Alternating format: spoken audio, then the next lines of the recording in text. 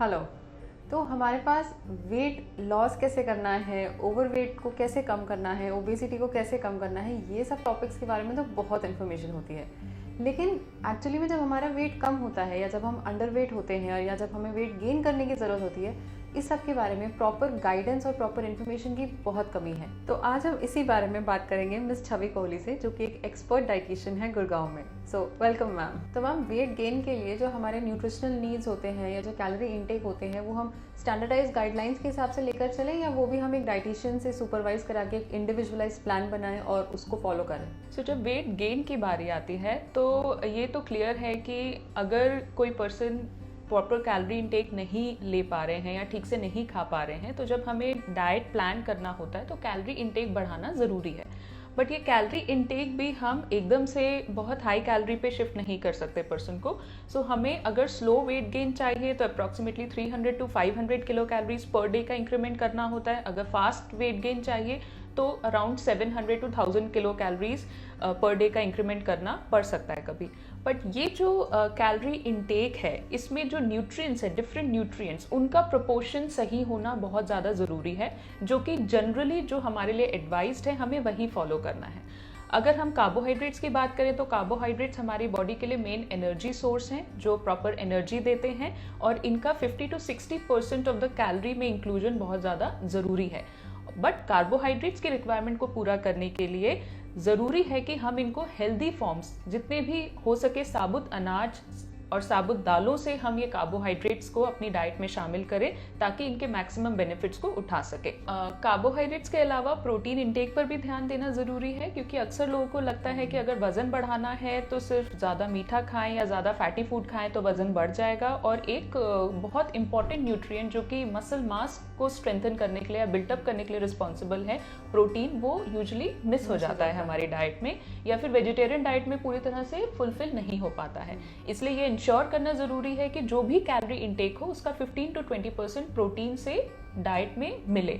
और प्रोटीन को अपनी डाइट में शामिल करने के लिए दालों का use, milk and milk products का यूज़, एग, नॉनवेज को डिफरेंट फॉर्म्स में यूज़ किया जा सकता है।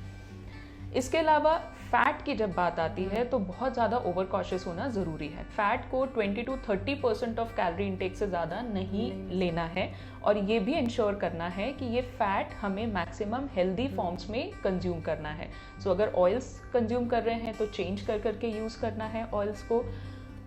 नट्स एंड ऑयल सीड्स को बहुत अच्छे से हमें इंक्लूड करना है डाइट में। साथ ही ये इंश्योर करना है कि एक्सेसिव सैचुरेटेड फैट ना हो, बहुत ज़्यादा बटर, बहुत ज़्यादा रेड मीट जैसे सैचुरेटेड फैट्स को हम अपनी डाइट में ना शामिल करें। और ट्रांस फैट से दूर रहना बहुत ज़रूरी है, जिसके लिए हमें प्रोसेस्ड और पैकेज्ड फूड आइटम को कम से कम यूज़ करना है। साथ में ऐसे प्रोडक्ट से बचना है जिसको रीहीटिंग ऑफ ऑयल के थ्रू बनाया जाता है, या फिर बेकरी प्रोडक्ट्स। लेकिन वेट गेन के लिए क्या कुछ जनरल फूड हैं जो हम अपनी डाइट में इनकॉर्पोरेट कर सकते हैं? Are there some kind of fruits और ग्रेन्स जो जनरली ज़्यादा से ज़्यादा लोग खा सकते हैं अपना वेट गेन करने के लिए? सो वेट गेन करने के लिए, जैसे कि वेट लॉस की बात जब हम करते हैं तो कोई एक पर्टिकुलर फूड नहीं होता जो वेट कम करने में हेल्प करे। Combination of many things work. उसी तरह वेट गेन के लिए भी कोई एक फूड प्रोडक्ट नहीं है जो आपको हेल्प करेगा वजन बढ़ाने के लिए, इसमें भी कॉम्बिनेशन वर्क करता है। सो जब भी आप खाना खाते हैं, इंश्योर करें कि जितने भी फूड ग्रुप्स हैं वो आपकी मील्स में हो, जैसे कि आपका सफिशिएंट अमाउंट ऑफ ग्रेन्स हो, सफिशिएंट अमाउंट ऑफ प्रोटीन्स हो, and sufficient amount of vegetables भी आपकी डाइट में हो। और इन सब को पूरा करने के लिए आप डिफरेंट सोर्सेज इनके यूज़ कर सकते हैं, डिफरेंट अनाज यूज़ कर सकते हैं, milk and milk products use कर सकते हैं, दालों का यूज़ कर सकते हैं, एग एंड नॉनवेज का यूज़ कर सकते हैं। पर वज़न कम करना है तो थोड़ा सा कैलोरी इंटेक बढ़ाना ज़रूरी है, इसलिए कई बार स्नैक्स को थोड़ा सा डेंस करना पड़ता है कैलोरी वाइज। तो इसमें combination of milk and fruits use किया जा सकता है, like different milk shakes use कर सकते हैं आप। मिल्क में मैंगोज़ या चीकूज़ या बनानास डाल के मिल्क शेक के फॉर्म में ले सकते हैं, या फिर फ्रूट एंड कर्ड का कॉम्बिनेशन यूज़ किया जा सकता है, जिसमें आप ओट्स और नट्स भी शामिल कर सकते हैं, जो कि ये हेल्दी स्नैक्स भी होंगे और आपका थोड़ा सा कैलोरी इंटेक बढ़ाने में भी मदद करेंगे। सो देखा जाए तो फ्रूट्स आप सारे यूज़ कर सकते हैं, बट जो मीठे फ्रूट्स हैं जिनको खाने में लोग यूजली कतराते हैं, उनको आप आसानी से वज़न बढ़ाने के लिए यूज़ कर सकते हैं। Nuts and oil seeds, even dry fruits को भी यूज़ किया जा सकता है। लेकिन जब वेट गेन करने की बात आती है तो क्या तब भी हमें कुछ खाने की चीज़ें अवॉइड करनी चाहिए? आम तौर पे देखा गया अक्सर लोगों का एक परसेप्शन होता है कि उन्हें लगता है कि हमारी फैमिली में जो सबसे पतला दुबला व्यक्ति है या बच्चा है वो कुछ भी खा सकता है। बट ये समझना भी ज़रूरी है कि आजकल एक और कैटेगरी है जिसमें बहुत ज़्यादा प्रॉब्लम्स देखने को मिल रही हैं, वो है लीन एंड थिन लोगों की, जो दिखने में लीन होते हैं बट अगर उनका बॉडी कॉम्पोजिशन एनालिसिस किया जाए तो उनकी बॉडी में फैट परसेंटेज ज़्यादा होता है। सो इसीलिए डाइट को में ये इंश्योर करना ज़रूरी है कि वज़न बढ़ाना है, ठीक है, कैलोरीज बढ़ानी है, पर न्यूट्रिएंट इनटेक डिस्टर्ब नहीं होना चाहिए और जितना हो सके अनहेल्दी फूड आइटम्स को अपने खाने में कम रखें,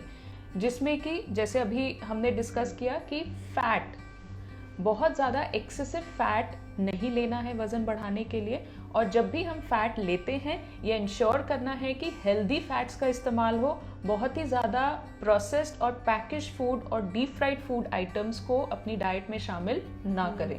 साथ ही साथ कार्बोहाइड्रेट इंटेक बढ़ाना है, ठीक है, ये ज़रूरी है, बट इसको बढ़ाने के लिए अपनी डाइट में एक्सेसिव शुगर को इंक्लूड ना करके आप हेल्दी ग्रेन्स, हेल्दी पल्सेस को इंक्लूड करें, आप फ्रूट्स को इंक्लूड करें, आप ढेर सारे कॉम्बिनेशंस ऑफ मिल्क शेक्स या फिर कर्ड में फ्रूट्स मिक्स करके ले सकते हैं to increase the carbohydrate intake. Third, बहुत ज़्यादा एक्सेसिव अमाउंट ऑफ सॉल्ट भी नहीं लेना है, और ये एक्सेसिव सॉल्ट भी बॉडी को नुकसान पहुंचाता है, जो कि सबसे ज़्यादा पैकेज्ड एंड प्रोसेस्ड फूड से हमारी डाइट में शामिल होता है। साथ ही एक्सेसिव अमाउंट में कोल्ड ड्रिंक्स भी ना कंज्यूम करें, और अल्कोहल एंड स्मोकिंग को अवॉइड करना भी बहुत ज़्यादा ज़रूरी है। बहुत ज़रूरी है। तो मैम, जैसा आपने बोला, हमें न्यूट्रिशनल नीड्स पर बहुत ज़्यादा ध्यान रखना है वेट गेन करते वक्त भी, और उसके लिए काफ़ी सारे फूड ग्रुप्स हम इंक्लूड कर सकते हैं अपनी डाइट में।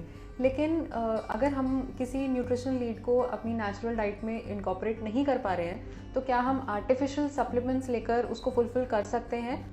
जहाँ तक सप्लीमेंट्स की बात है, ऐसी कुछ सिचुएशंस हैं जब हमें सप्लीमेंट्स को यूज़ करना पड़ता है।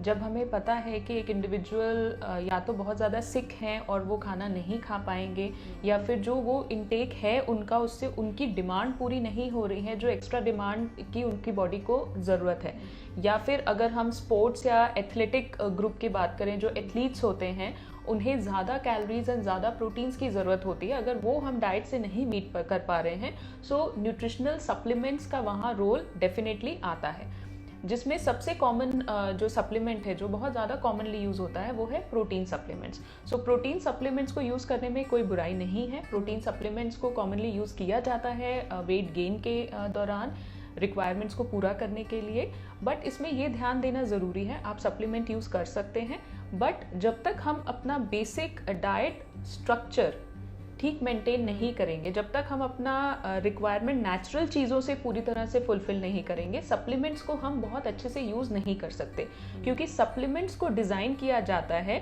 To fulfil that extra requirement जो हम अपने खाने के थ्रू नहीं ले पा रहे हैं। लोगों को ये लगता है वो खाना ना खा के अगर वो सप्लीमेंट खाएंगे तो उनकी रिक्वायरमेंट्स पूरी हो जाएंगी, तो ऐसा नहीं है। सेकेंडली, हम लाइफ लॉन्ग सप्लीमेंट्स पे डिपेंड नहीं रह सकते। At the end of the day जो हम खा रहे हैं वही हमारी बॉडी का बेस है, हमें उसको मेंटेन करने में ज़्यादा फोकस करना है। अगर प्रोटीन इंटेक भी है तो भी हमें नेचुरल चीज़ों को सबसे पहले अपनी डाइट में शामिल करना है, उनसे अगर हमारी डिमांड्स नहीं पूरी हो पा रही हैं तो हमें प्रोटीन इंटेक बढ़ाना पड़ सकता है बाय गिविंग सप्लीमेंट्स। आमतौर पर ये देखा गया है कि जनरल पॉपुलेशन के लिए जो प्रोटीन इंटेक रिकमेंडेड है दैट इज 0.8 to 1 ग्राम पर केजी बॉडी वेट, जो डाइट से पूरा कर सकते हैं। पर जब हमें वेट गेन करवाना होता है कई स्पेशल सिचुएशंस में, या मसल मास गेन करवाना होता है, तब रिक्वायरमेंट्स बढ़ जाती हैं। तब रिक्वायरमेंट्स हो जाती हैं 1.2 to अप्रॉक्सीमेटली 1.6 ग्राम पर केजी बॉडी वेट, जिनको सिर्फ डाइट से पूरा कर पाना मुश्किल हो जाता है। उस सिचुएशन में प्रोटीन सप्लीमेंट्स का बहुत इंपॉर्टेंट रोल होता है। सेकेंड सप्लीमेंट जो कॉमनली यूज होता है वो है क्रिएटिन।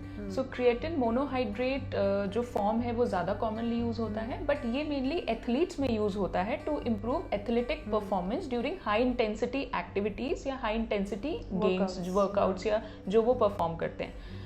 अब क्रिएटिन को ये भी कुछ स्टडीज़ ने बताया है कि डिफरेंट सिचुएशंस में भी यूज़ किया गया है, but long term creatine use के लिए अभी तक बहुत मेजर स्टडीज़ नहीं है, और उनकी डोजेस को सुपरवाइज्ड मैनर में लेना बहुत ज़्यादा इंपॉर्टेंट है, क्योंकि क्रिएटिन को आप रैंडमली नहीं ले सकते।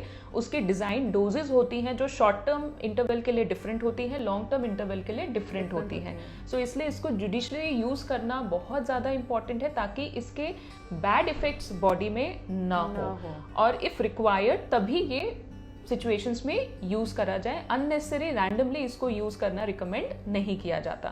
थर्ड कैटेगरी है वेट गेनर्स की, जो ऐसे सप्लीमेंट्स होते हैं जो मेनली डिज़ाइन किए जाते हैं फॉर वेट गेन, जिसमें बहुत high amount of calories, high amount of carbohydrate and protein intake होता है। सो intake of these kind of protein or supplements is not so recommended, क्योंकि ये जो है ये बॉडी की नॉर्मल नीड्स को पूरा नहीं कर रहे हैं, ये अननेसेसरी एक्सेसिव कैलोरी इंटेक दे रहे हैं। इन्हें लेने की बजाय ये रिकमेंडेड होता है कि आप अपनी लाइफस्टाइल में चेंजेस करें, आप अपने खाने में चेंजेस करें, ताकि आपका बेस अच्छा मेंटेन हो और आप लॉन्ग टर्म बेनिफिट्स अपनी लाइफस्टाइल के उठा सके। तो जब भी आमतौर पर वेट गेन की बारी आती है, लोग बहुत शॉर्ट टर्म तरीके से सोचते हैं कि अभी वजन बढ़ जाए। सो कभी भी आप कोई भी सप्लीमेंट्स यूज करते हैं तो हमेशा उसका लॉन्ग टर्म इफेक्ट भी ध्यान में रखें कि लॉन्ग टर्म बेसिस पे इसको कंज्यूम करने के बाद बॉडी में क्या इफेक्ट होगा। एंड कोई भी आप सप्लीमेंट लेते हैं तो please take it under doctor's supervision. आप इसे रैंडमली कंज्यूम ना करें, बिकॉज हर चीज के लेने का एक डोजिंग होता है, इनटेक का पैटर्न होता है, जिससे कि मैक्सिमम बेनिफिट्स उठाया जा सकता है। और अगर रैंडमली इसे कंज्यूम किया जाए तो कई बार बॉडी के लिए बहुत ज्यादा हार्मफुल भी हो सकते हैं।